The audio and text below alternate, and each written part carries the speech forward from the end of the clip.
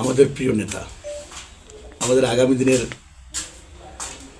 রাজনৈতিক ধারক বাহক জনাব তারেক রহমান আমাদের প্রথম সফর উত্তরবঙ্গ দিয়েছেন। এই জন্য আমরা তাকে আন্তরিক শুভেচ্ছা ও অভিনন্দন জানাচ্ছি। তার আগমনকে ঘিরে আমাদের একটি রোডম্যাপ দেওয়া হয়েছে। আজকে আমাদের উত্তরবঙ্গের যিনি হচ্ছেন একজন সমন্বয়কারী, রংপুর বিভাগীয় সাংগঠনিক সম্পাদক অধ্যক্ষ জনাব আসাদুল আব্দুল সাবেক মন্ত্রী, উনি আজকে আমাদেরকে যে রোডম্যাপটা দিয়েছেন এবং এই বিষয় নিয়ে বিশ্বধর আলোচনা করেছেন। সবার মাঝে সেটি খুলে বলেছেন কীভাবে ভারপ্রাপ্ত চেয়ারম্যান আসবে, কোথায় কোথায় কী করবে, সব বলে দিয়েছেন। সেক্ষেত্রে আমরা আনন্দিত, তাকে উত্তরবঙ্গের প্রথম সফর যেহেতু উনি এখানে দিয়েছেন। এজন্য আমাদেরকে আমাদের চাওয়া, আমাদের নেতাকর্মী, আমরা রোডের দুই ধারে যেদিক দিয়ে রোড ম্যাপ দেওয়া আছে, শুধু রোডের দুই ধারে, তারও ছবি না, এমনকি কোনো ধানের শীষ প্রতীক বা তোমার ভাই আমার ভাই এ ধরনের কোনো শব্দও উচ্চারণ হবে না, কোনো ধরনের শব্দ চয়ন হবে না, কোনো স্লোগান হবে না। শুধু আমরা জাতীয় পতাকা নিয়ে শুধু বড় জোর হাত দিয়ে নাড়াতে হবে, এর চেয়ার বাইরে কোনো দিক নির্দেশনা দেওয়া নেই, তার ছবিও না, এমনকি যারা মনোনীত প্রার্থীরা থাকবে তাদেরও কোনো স্লোগান দেওয়া যাবে না। এটি আজকে ভারপ্রাপ্ত চেয়ারম্যান মহোদয়ের বিষয়ে উনি সব বিস্তারিত বলেছেন যে এই নির্দেশনা তার পক্ষ থেকে। আপনি কিছু দোয়া মাহফিলের হয়তো কিছু অ্যাটেন্ড করবেন, সম্ভবত মেবি রংপুরে হয়তো বা রাত্রি যাপন করতে পারেন। সেটা হলো, তারিখটা এখনও নির্ধারণ করে দেওয়া হয়নি, বলছে তার মানে 14 তারিখের আগেই দেখুন। শুধু রোডে দাঁড়িয়ে যেদিক দিয়ে রোড ম্যাপ দিয়েছেন উনি, সেই রোডে দাঁড়িয়ে শুধু আমরা করবো। আর কর্মসূচি একটা দেওয়া হয়েছে রংপুরে, যে কোনো একটা জায়গায় দোয়া মাহফিল হয়তো হতে পারে, সে প্লেসটিও আমাদেরকে এখনও জানানো হয়নি। বিগত 16-17 বছর ধরে তারা আজকে যারা তরুণ, যারা নতুন ভোটার হয়েছে, তাদের মধ্যে তো ভোটের একটা আমেজ তো রয়েছে, তারা যদি দীর্ঘদিন পরে ভোট দেবে। কারণ এতদিন মানুষ কোনো ভোটের কোনো চিন্তাধারা মাথায় নিয়ে আসেন না।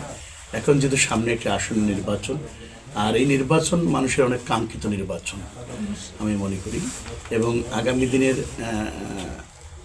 দেশের ভালো কিছু হবে বলে এই নির্বাচনের মধ্য দিয়েই এটা কিছু পাওয়া যাবে হয়তো।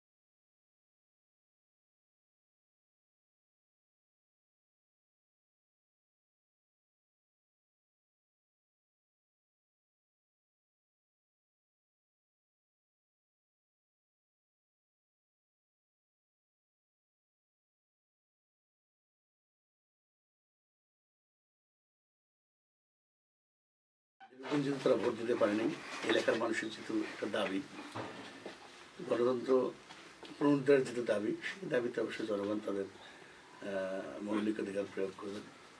আর আমার এই এলাকার মানুষের, জনগণের কাছে আমার একটা চাওয়া, সাধারণ ভোটারদের কাছে চাওয়া, আমাকে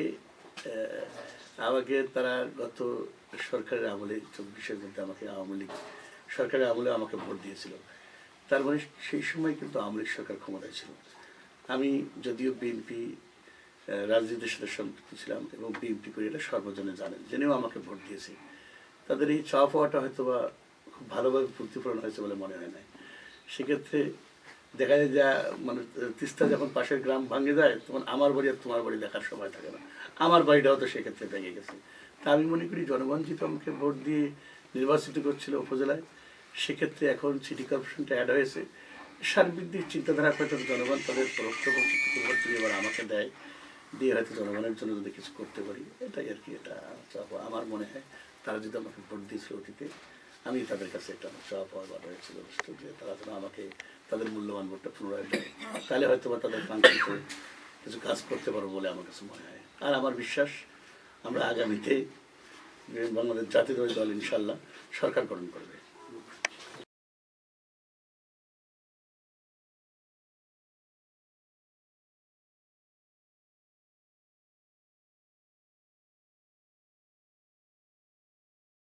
চল্লিশ বছর 50 বছর থেকে এখানে যেহেতু ধানের শীষ প্রতীকে কেউ সেই সময় কেউ পেলেও অতটা ইয়া ছিল না, সেই সময় যেহেতু এবার নতুন একটা জনগণের মধ্যে একটা আশা যে এবারে সরকার গঠন করবে বিএনপি, সেক্ষেত্রে ভোটটা তাদের বিএনপির প্রার্থীকে হয়তো বা দেবে। আবার আর এটা একটা বিষয়।